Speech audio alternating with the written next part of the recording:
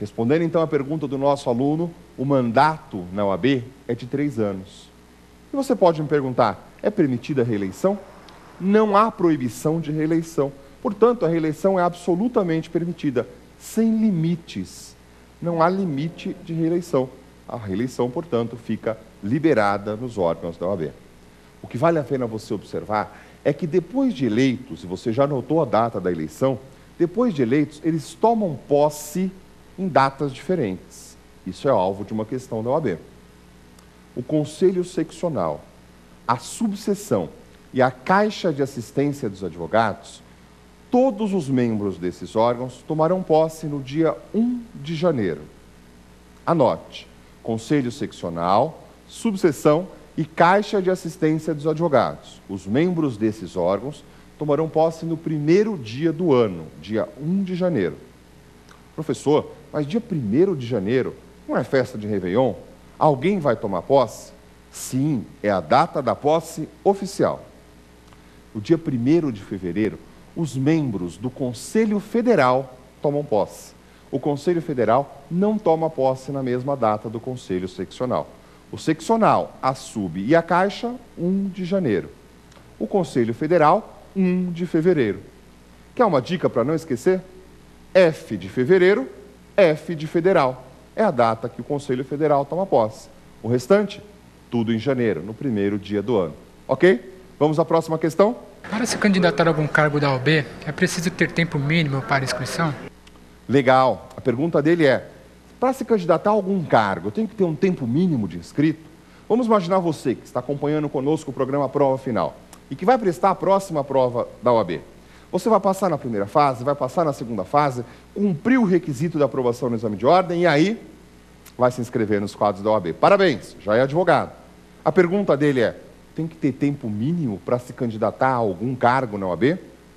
Observe, para se candidatar a cargos eletivos na Ordem dos Advogados do Brasil, você tem que cumprir alguns requisitos. É o que a gente chama de requisitos de elegibilidade. São requisitos para que você possa ser eleito. O primeiro deles é o tempo mínimo de inscrição. De fato, para ser candidato a algum cargo na OAB, você tem que ter 5 anos de inscrição. A sua inscrição tem que ser superior a de 5 anos. O segundo requisito para a sua inscrição a um cargo elegível, para se tornar um membro da OAB por um cargo de eleição, portanto, para concorrer a algum cargo na OAB, o segundo requisito é que você deve estar em dia com as suas anuidades. Se você não estiver em dia com as suas anuidades, você não poderá concorrer. O terceiro requisito é um requisito que costuma cair na prova. Só pode se candidatar a cargos eletivos na OAB quem nunca foi processado disciplinarmente. É o que a gente chama de primariedade disciplinar.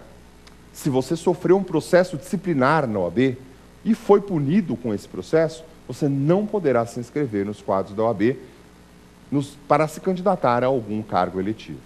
Por fim, o quarto e último requisito é que você não pode ocupar, quando for se candidatar a algum cargo, nenhum cargo exonerável.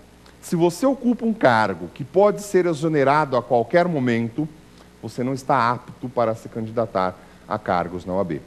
A lei fala em não ocupar cargo exonerável ad nutum. Ad nutum a qualquer tempo. Portanto, revisando, são 4 os requisitos de elegibilidade. Ter mais de 5 anos de inscrição, não ter sido condenado disciplinarmente, primariedade disciplinar, estar em dia com as anuidades da OAB e não ocupar cargo exonerável ad nutum. Ok? Vamos à próxima questão? O advogado que ficar sem pagar a anuidade para a OAB sofrerá alguma sanção? Muito legal. Será que o advogado que não paga anuidade está sujeito a alguma sanção? No encontro de hoje, no quadro tema final, nós falamos que a OAB pode processar o advogado no âmbito civil. Lembra-se disso? O advogado que não pagar a anuidade, a OAB pode contra ele expedir uma CDA. E o que é CDA? Certidão de dívida ativa.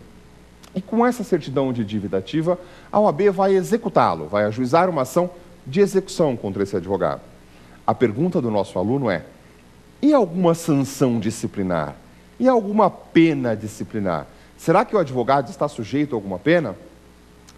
deixar de pagar a anuidade para a OAB, depois de regularmente notificado a pagá-la, representa infração disciplinar.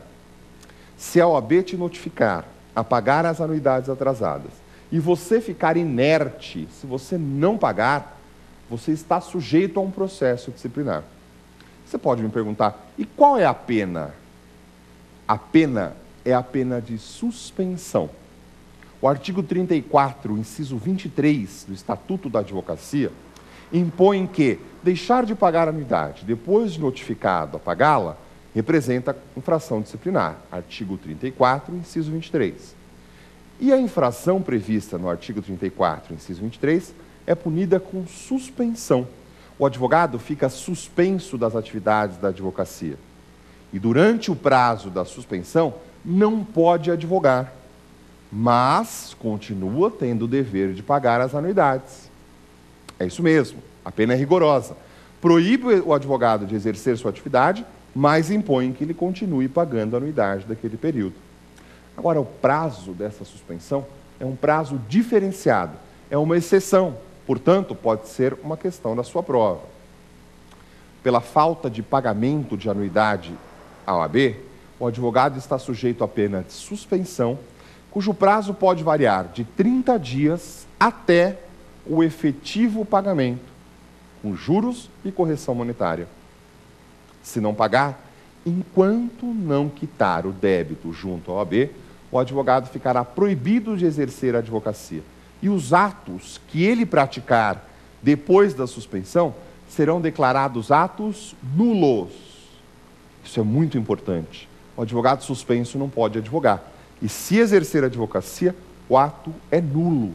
E ele está sujeito a penalidades civis e criminais. Portanto, tem que tomar cuidado. A OAB tem a saída civil, que é a ação de execução, e tem a saída disciplinar, que é o processo disciplinar, com a possibilidade da pena de suspensão. Tudo bem? Ok? Muito legal. Havendo dúvida, mande e-mail, provafinal@lfg.com.br. Vamos agora ao terceiro bloco do nosso programa de hoje, que é o X da questão. Vamos lá?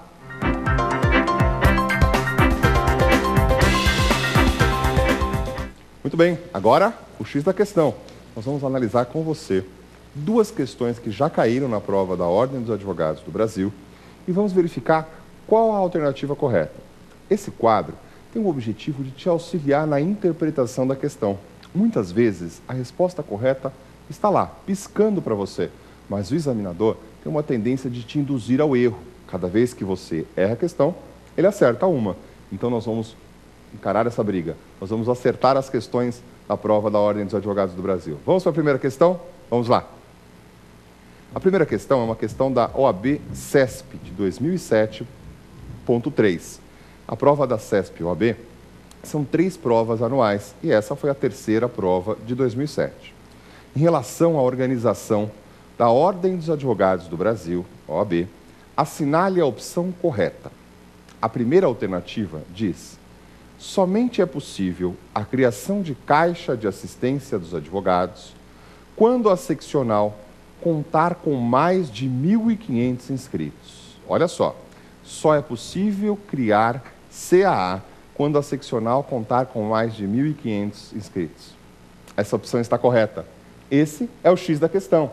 Só é possível criar caixa de assistência dos advogados quando o Conselho Seccional tenha mais de 1.500 inscritos.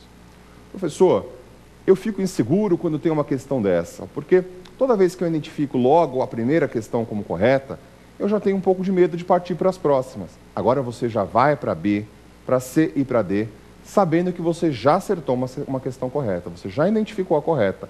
Sinta segurança. Essa questão está correta, nós já tratamos desse assunto e para criar a caixa de assistência dos advogados, o Conselho Seccional tem que ter aí pelo menos 1.500 advogados. Vamos para a segunda alternativa? Vamos lá.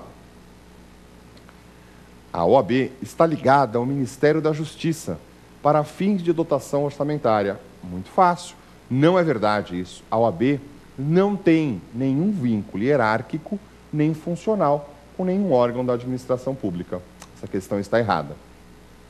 A letra C, que vai entrar para você